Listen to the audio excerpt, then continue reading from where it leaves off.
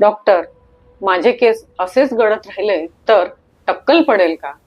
44 वर्षाच्या महिलेचा पहिलाच प्रश्न असा होता. त्या माझ्याकडे केस गळतीच्या तक्रारीसाठी आल्या होत्या.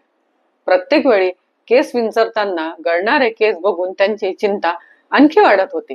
पण केस घेताना मला जाणवलं की ही फक्त केस गळतीची तक्रार नाही. मी त्यांना विचारले, तुम्हाला तुमच्या आयुष्यामध्ये काही काळजी किंवा चिंता वाटते का? तर त्या बोलल्या, मला भविष्याची खूप चिंता आहे. तसेच त्यांना पैशाची खूप चिंता वाटायची. त्यांच्या मनात सतत विचार यायचे, पुढे कसे होणार?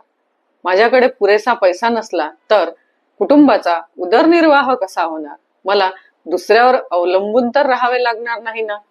म्हणजेच केस गळती मागे फक्त केसांचा प्रश्न नव्हता, तर भविष्यातील असुरक्षिततेची भावना दडलेली होती.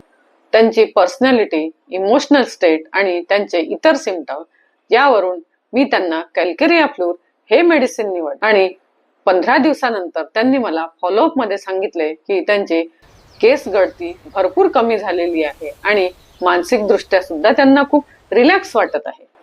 इथे एक गोष्ट महत्वाची, प्रत्येक केस गळतीमध्ये आपण कॅल्केरिया फ्लूर हेच मेडिसिन द्यावं लागेल असे नाही. डॉक्टरांचा सल्ला जरूर घ्यावा.